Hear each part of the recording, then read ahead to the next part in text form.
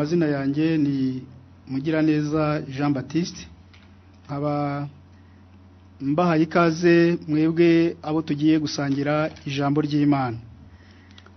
Ijambo ry'Imana tugiye kuvuga, turavuga ku ntego ivuga imirimo y'umwuka wera mu isezerano rya kera no mu isezerano rishya.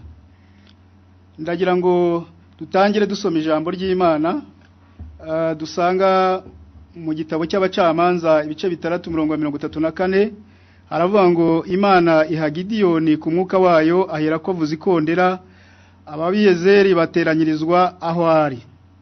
Turasoma no muri Ezekiyeli, mu gitabo cy'umuhanuzi Ezekiyeli ibice 11:5 aravuga ngo maze umwuka w'Uwiteka anzaho arambwira ati vuga uti Uwiteka yavuze ngo ibyo nibyo mwavuze mwabinzu ya Isirayeli kuko nzi ibyo mwibwira.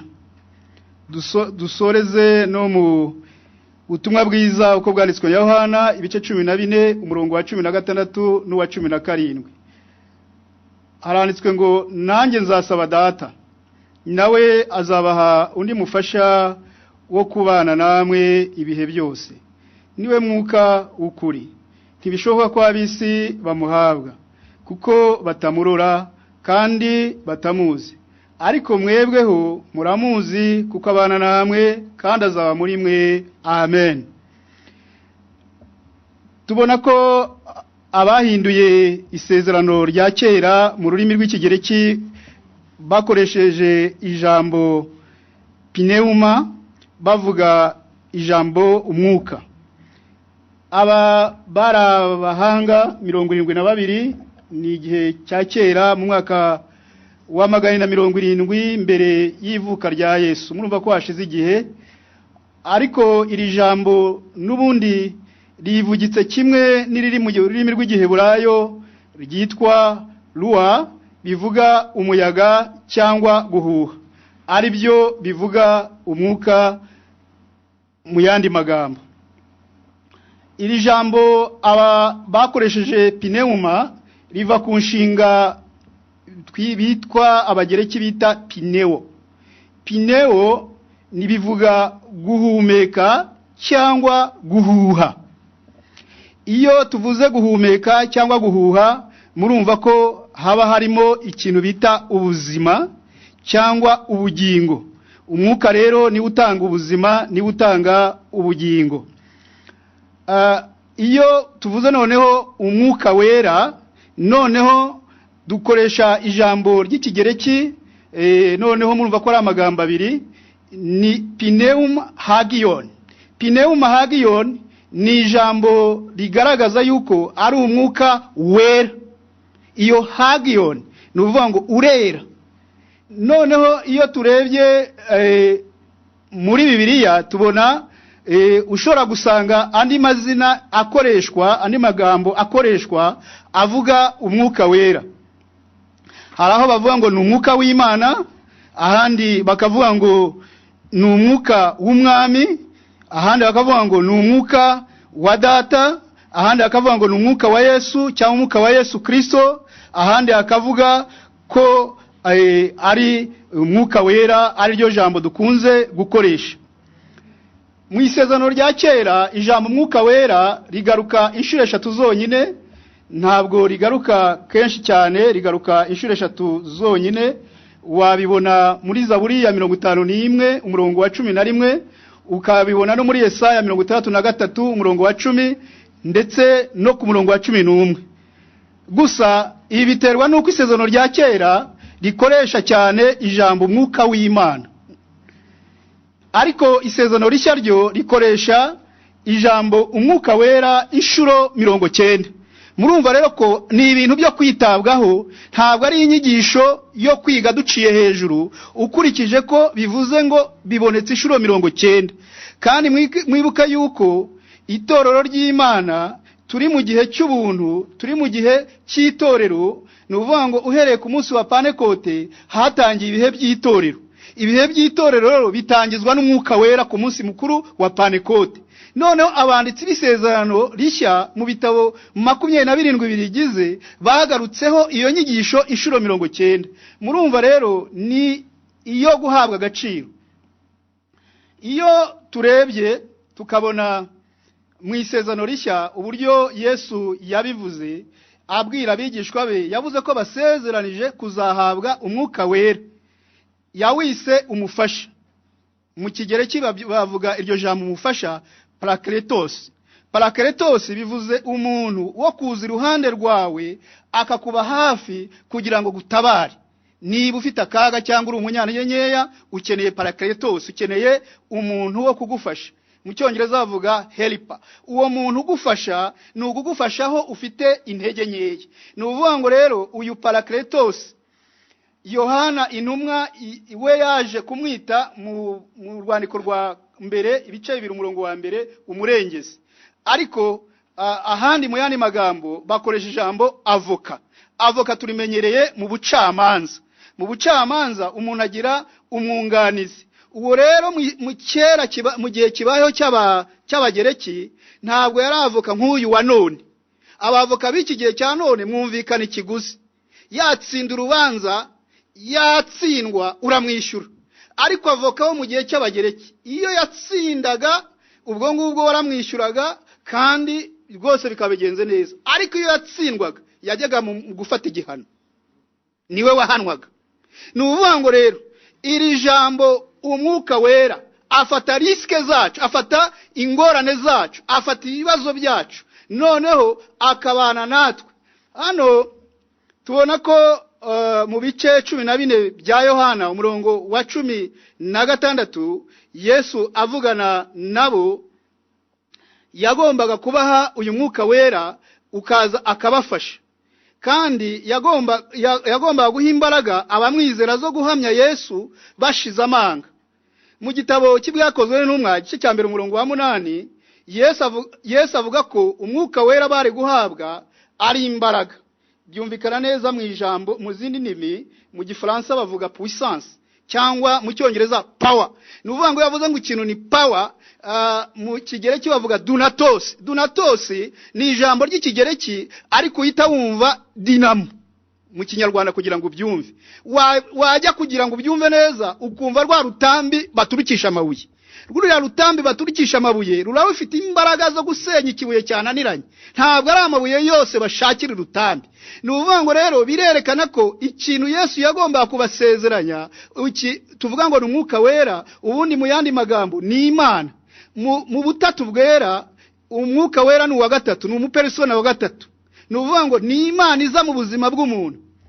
Ntabwo rero dushobora kuvuga imirimo yose y'umwuka wera haba mu isezerano rya kera no muri ngo tubirangize, ariko tugiye kuvuga ibintu bitatu. Turavuga uburyo umwuka wera yazaga ku bantu n'imirimo yakoranye nabo mu isezerano rya kera, tuvuga imirimo y'umwuka wera mu isezerano rishya, hanyuma tuze kuvuga umwuka wera uko umwuka wera akorera mu bizera.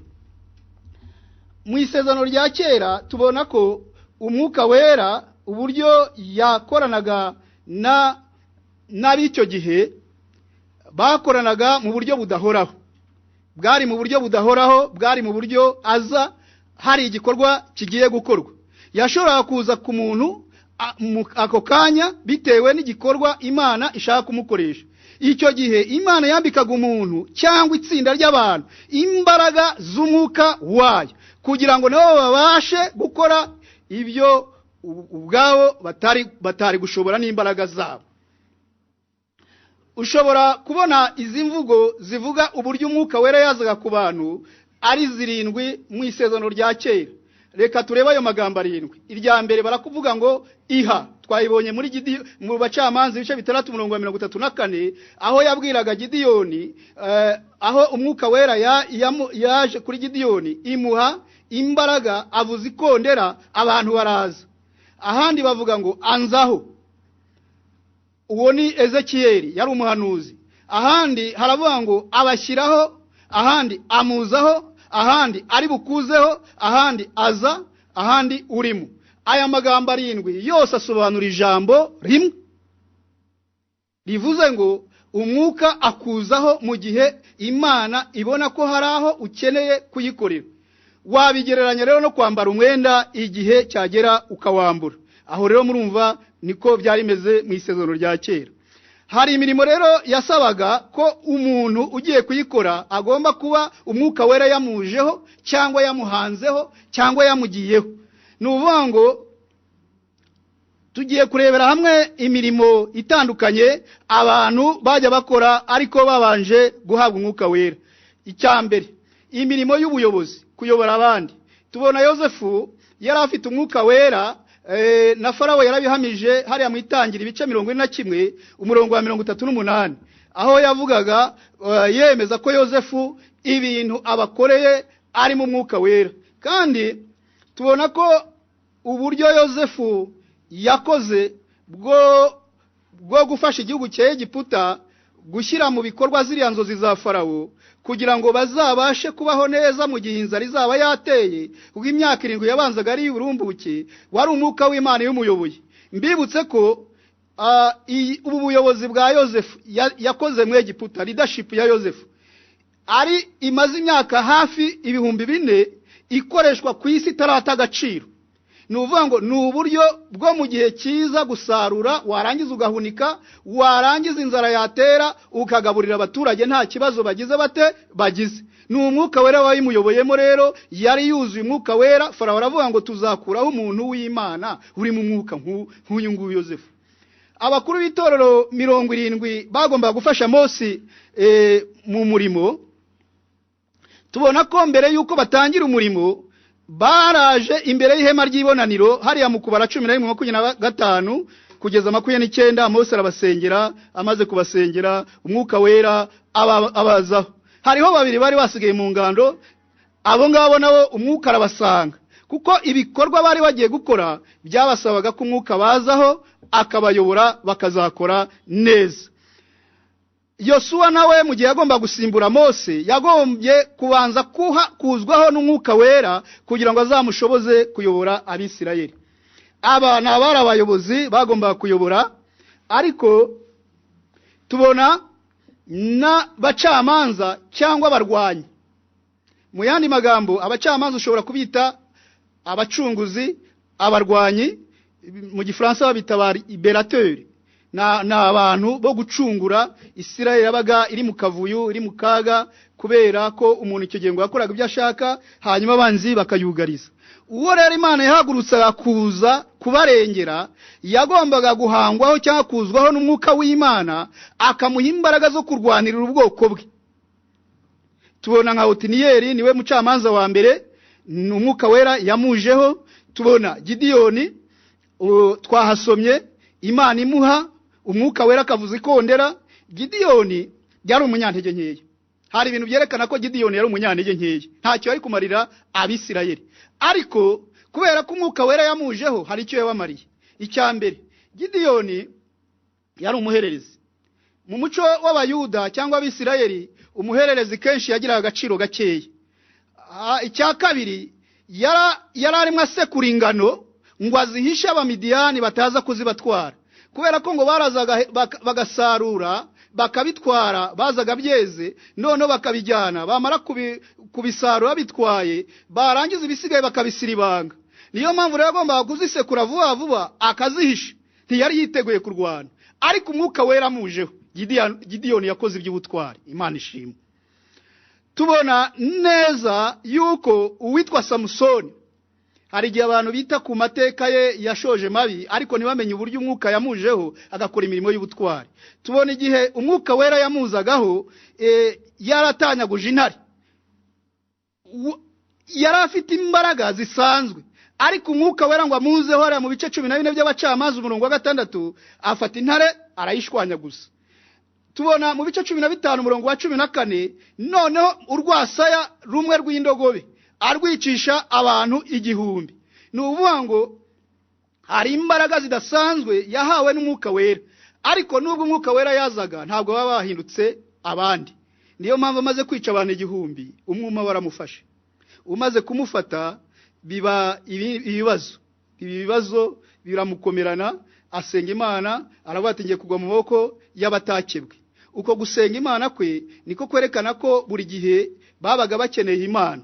hanyuma Imana irazifukura iriba aranywa arahembuka.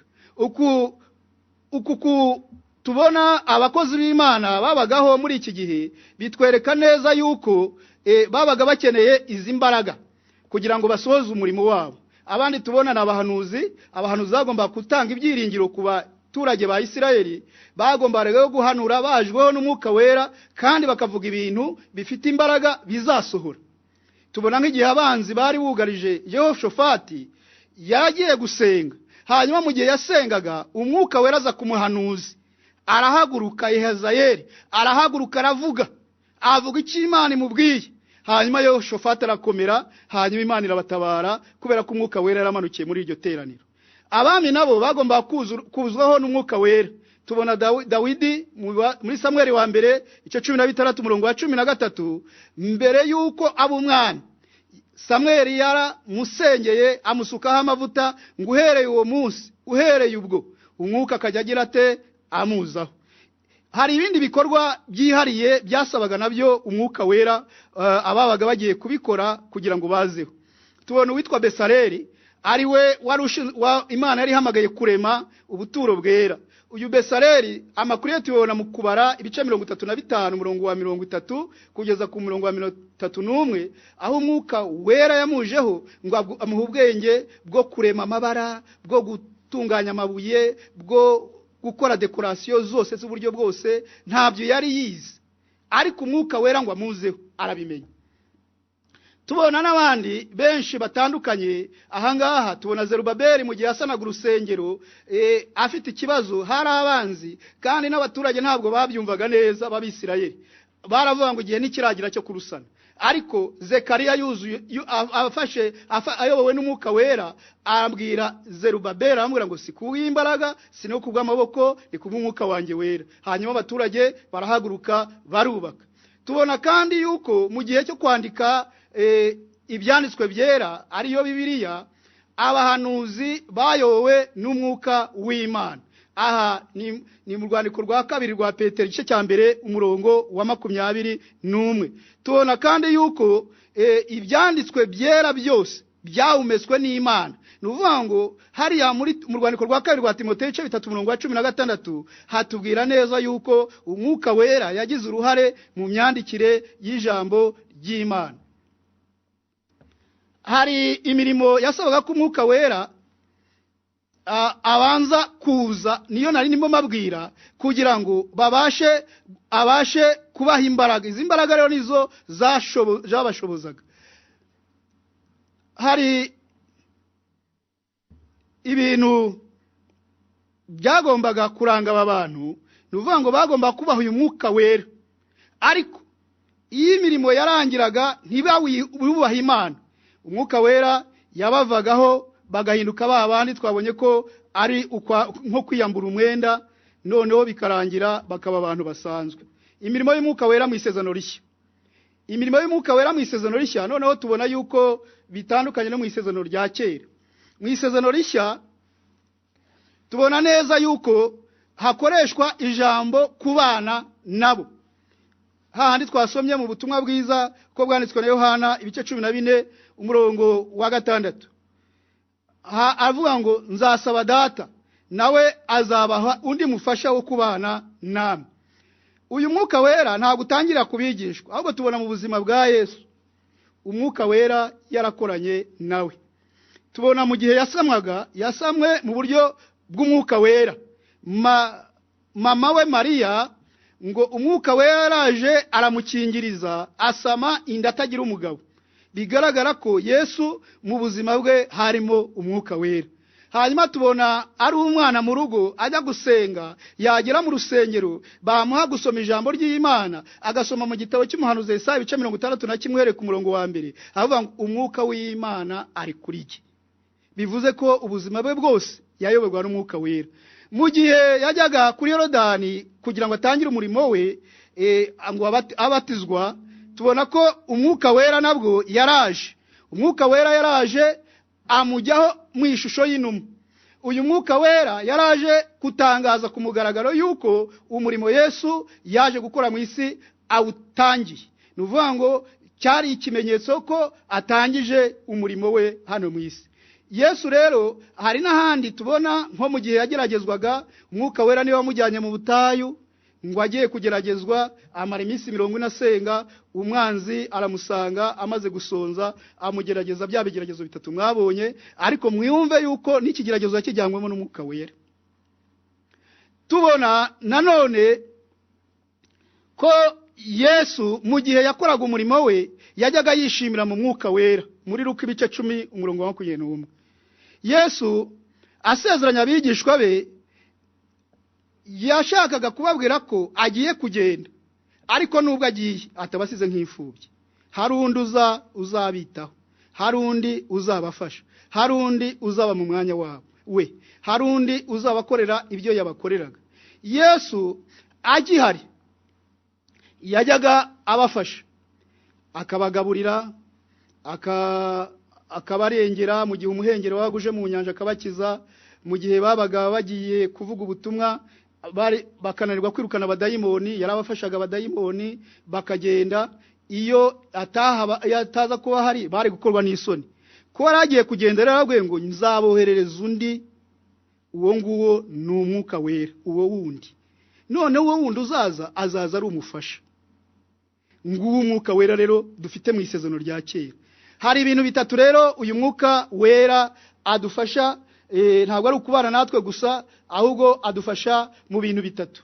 Ikintu cya mbere, uyu Mwuka Wera atwigisha kandi mu kuri kose. Ubundi abanyuze mu ishuri murabizi yuko haba igihe cyo kwiga, hakaba n'igihe cy'ibizamini, umuntu akagenda kwiga. Muri system za kera habaga ibyo bita kubroka, ukabifata mu mutwe byose ukabishyiramo, wagera mu kizamini bikaguruka. Cyangwa watangira kuzana bya bintu wafashe akagozi kagacika, ukabura bibuze. Ariko Umwuka Wera ukuntu ari umwigisha mwiza, Bibiliya iravuze ngo azatwibutsa. Imana ishimwe, haleluya. Azatwibutsa iki rero? Azatwibutsa kubaha Imana, azatwibutsa gukiranuka, azatwibutsa gukora imirimo y'Imana, azatwibutsa ibintu byose Imana idushakaho. Kandi mu kutwigisha ntabwo atwigisha ibintu ibingibi byo nyine by'umwuka, n'ibintu bisanzwe arabitwigisha. Hari abantu Imana yigishije gucuranga, Umwuka Wera akakwigisha gucuranga. Hari abantu Imana yigishije igifaransa, hari abantu Imana yigishije indimi nyinshi murabazi bamwe. Hari abantu bagiye basenga bakavuga icyongereza batarakize, nk'abamasayi bakunda hariya muri Kenya, abakijijwe bajya mu misozi miremire yaho bakajya gusenga, barangiza Imana ikabaha kumenya icyongereza bataragiye mu ishuri kuko abenshi ntibiga. Bivuze ngo Umwuka Wera afite ubushobozi, kandi ntabikorera mu Rwanda gusa no muri Kenya, abikorera hirya no hino.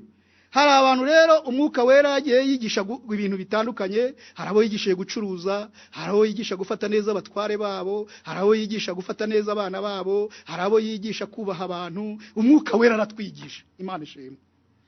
Icya kabiri, arabayobora. Icyamuzanye ni ukuyobora. Kuyobora ni umurimo utoroshye, ariko Umwuka Wera ntabwo bimugora, kuko Umwuka Wera atuyobora neza. Mu Baroma 18 umurongo wa 14 aravuga ngo abayoborwa n'Umwuka w'Imana abo nibo bana b'iki b'Imana, kuko uwayoboye ntayoba, uwayoboye abaza hamujyana. Niyo mpamvu dukwiye kwifuza kuyoborwa n'Umwuka w'Imana. Ni umuyobozi mwiza rero, kandi Umwuka Wera ntayoboza igitugu, ahubwo aratwinginga, araduhendahenda, atugira inama, araduhugura. Nuvuga ngo kandi abayabanje gukora iki? Kutwigisha, akatuyobora yatwigishije. Imana ishimwe. Kandi abayobozi beza murabizi iyo bagiye kuyobora neza barabanza bagategura amahugurwa y'abagiye kuyobora. Nuvuga ngo rero Yesu nawe araduhugura, none akabona kutuyobora. Uyu mwuka w'ukuri wari warasezeranijwe. Nusoma muri Ezekiyeli 36 uhereye ku murongo wa 25 kugeza wa 27, ahavuga ngo nzabanyanyagizaho amazi meza, aya mazi meza rero niyo mwuka w'ukuri wagomba kuza akeza abantu h'imyanda yose akabatunganya bakabonera hanyuma umwuka wera akabona kubayobora. Aha gatatu abaha imbaraga. Izi mbaraga baha nizo guhamya Yesu, nizo kuvuga ubutumwa. Tubona Petero ku munsi mukuru wa Pentekote avuga ubutumwa hihana abagayihumbi 3 utabariyemo abagore n'abana. Nuvango bari benshi cyane. Izi mbaraga ntago zari zisanzwe. Kandi uyu muntu Petero wahamije Yesu kugeza igihe yamya abantu 3,000 hari hashize igihe gito kitarenze iminsi 40 n'indi ayihakanye Yesu amubwiye ngo nukuri sinigeze kumumenya inshuro 3. None uyu munsi aramuhamya hakihana abantu 3,000. Nuvango izi ni imbaraga z'umwuka wera. Tubona Stefano umwuka wera wamuhaye imbaraga zo guhamya Yesu urangije umuha n'imbaraga zo kwihanganira amabuye bamuteraga. Bamuteye amabuye ngo yuzuye umwuka wera. Amaze kuzura umwuka wera iby'amabuye ntiyabyumva ngo kuko umwuka wera yafunguye ijuru ngabona Yesu yicaye buryo bw'Imana ngo atangariza abo bari kumwe nababwira ngo hari icyo mbonye. Batubonye iki? Mbonye wa wundi Yesu mwishe. Uwese ndamubonye mubonye yicaye iburyo bw'Imana. Imana ishimwe. Uyu Yesu wicaye iburyo bw'Imana akorana n'umwuka wera direct kuko niwe wamudusigiye, niwe wamwohereje. Nuvuga ngo iyo ugeze mu makuba ntabwo Yesu akujya kure kandi umwuka wera bari hafi yawe kuko twabonye ko ari umurengezi, ari parakletos. Nukuvuga ngo rero umwuka wera aduha imbaraga kandi ntaduha imbaraga mu ivuga butumwa gusa, no mu gusenga no mu bindi byose aduha imbaraga ndetse zitangaje. Umwuka wera yeza abayimwizera. Umwuka wera yeza abamwizera nawo ni umurimo wo mu isezerano rishya. Wabisoma mu Baroma 18 uhere ku murongo wa 14 ukageza ku wa 17. Ndagira ngo turebe noneho uburyo umwuka wera akorera mu bizera. Umwuka wera hari ibintu akorera mu bizera bitangaje. Icyambere aha impano zitandukanye itorero kugira ngo abera batunganywe rwose. Twabisoma mu Befesi 4 umurongo wa 11 tuhabona impano 5 aha abayobora itorero. Aba bayobozi bagomba guhabwa izi mpano atari ku nyungu zabo ahubwo ari ku nyungu z'umukumbi kugira ngo utunganywe. Ni ukuvuga ngo kugira ngo abizera batunganywe, kugira ngo abizera bagume mu ijambo ry'Imana. Yesu yohereje umwuka wera. Umwuka wera nawe atanga impano. Izi mpano rero nuvuga ngo zibasha gufasha abayobora umukumbi. Icya kabiri atuma ibitangaza bikomeza gukoreka mu murimo w'Imana. Aha hagirwaho impaka nyinshi. Abantu bamwe baravuga bati ibintu by'ibitangaza burya byarahagaze. Byahagaze ku munsi mukuru mu gihe cy'itorero rya mbere uhere ku munsi mukuru wa Pentekote mu myaka 100 ibanza. Ndetse ni naho umwuka wera yaba ibyo byaba byararangiye. Ariko ni ukwibeshya. Umwuka wera ari mu itorero kuko ijambo ryavuze ngo nuwo kubana nawe nabo ibihe byose. Ari kumwe natwe. Nuvuga ngo rero umwuka wera atuma dukomeza imirimo. Atuma dukomeza imirimo mu byakozwe n'intumwa ibice 5 umurongo wa 12 ndetse n'ibice 6 umurongo wa 8 tubona yarakoraga hari amagambo n'ibimenyetso byakorekaga bitewe n'imbaraga z'umwuka wera. Ikindi ashoboza bizera kwera imbuto. Aho ni mu Bagalatiya ibice 5 umurongo wa 22 kugeza ku 23. Ntacyo burya umukristo cyangwa umuntu w'Imana wari we wese yashobora adashojwe n'umwuka wera. Iyo ubuzima bw'umukristo buvuye mu mwuka wera ahinduka umunyedini. Yasenga ariko agakora ibintu binyuranye n'ijambo ry'Imana. Ariko umwuka wera yaje adushoboza kwera imbuto mu buryo bukwiriye. Ikindi afasha itorero ari ryo mugeni kwitegura umukwe ari we Kristo. Kuko hariya mu byahishwe Yohana ibice 20:17 aravuga ngo umwuka n'umugeni barahamagarana bati ngwino. Uwo bahamagara ninde? Barahamagara Yesu ngo aze atwara itorero.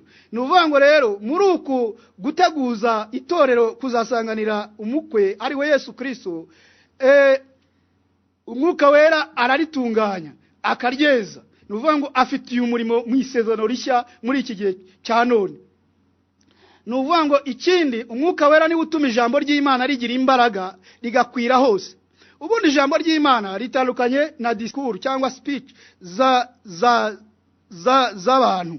Nuvuga ngo hari uburyo abantu bavuga speech iteguye neza, cyane cyane dore ko bamwe baba babyize bagakoresha uburyo bwiza bwo kuvuga speech ndetse ikanyura abantu. N'uburyo bwa rhetorique. Nuvuga ngo umuntu ashobora rwose guhagarara akavuga speech abantu bose bakemera. Ariko nagira amabwire ngo aho bitandukaniye n'ijambo ry'Imana, iriya speech avuze nta mpinduka izana mu bugingo bw'umuntu ngo abe yareka ibyaha.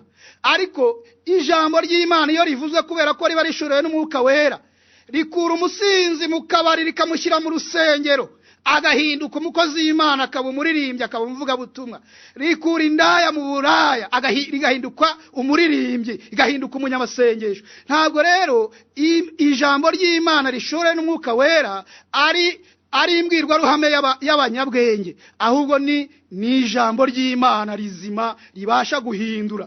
Niba umuntu avuga ubutumwa abantu nibahinduke, bivuze ko uri kuvuga imbwirwaruhame gusa yumye, kuko abantu nta kintu bari gufashwa, ntabwo bari gukomezwa mu mwuka wera, ntabwo bari guhinduka. Wowe mwiyigisha ukwiye kubanza ugashaka umwuka wera kugira ngo ibyo uvuga bihindure aho ubibwira. Imana ishimwe. Niyo mpamvu abavuga butumwa bakwiye kubanza bagahinduka, bakuzura umwuka wera kugira ngo bajye guhindura abandi. Ndagira ngo dusoze inyigisho yacu, kandi dusoze nkubwira ngo kuva mu isezerano rya kera kugeza ubu umwuka wera niwe washobozaga abakoraga imirimo itandukanye y'Imana. Ntabwo bizahinduka na rimwe. Nta wundi ushobora kudushoboza atari umwuka wera. Iyo aba adahari nta gikorwa cy'umwuka cyangwa igikorwa gikomeye cyari gukorwa. Iyo umwuka wera aba adahari nta Bibiliya tuba dufite. Iyo umwuka wera aba adahari ntabwo tuba dusoma biriya bitangaza byose byo mu isezerano rya kera byakoretse. Iyo umwuka wera aba adahari ntabwo inyanja itukura iba yaracitsemo kabiri. Murabyibuka neza ko Mose yarambuye inkoni, akirambura inkoni umuyaga urahuha. Uwo muyaga twabonye ko mu zindi ndimi umwuka nuguhumeka nuguhuha. Uyu muyaga waje n'umwuka wera camwe inyanjamo kabiri. Nuvuga ngo rero mu buzima bwacu bwa buri munsi tuzakomeza gukenera umwuka wera kugira ngo ibitangaza n'imirimo bikomeze gukoreka. Imbaraga atanga zihora zikerewe kuko nizo zituma umutima wimenyaho icyaha, zigashoboza bizera gukora umurimo w'Imana badacitse intege, kuko igihe cyose itoro ribayeho ryabaga mu bicantege. Ibintu bica intege, amagambo ananiza abantu kugira ngo badakomeza gukurikira Yesu. Nubwo umwanzi Satani ahora ashaka kwangiza no gusenya umurimo w'Imana, umwuka wera ahora hafi kugira ngo awuhembure. Mu gitabo cy'umugenzi hari umuntu wari hirya aho bamenagamo amazi bakamenamo amavuta ukarushaho gukomeza.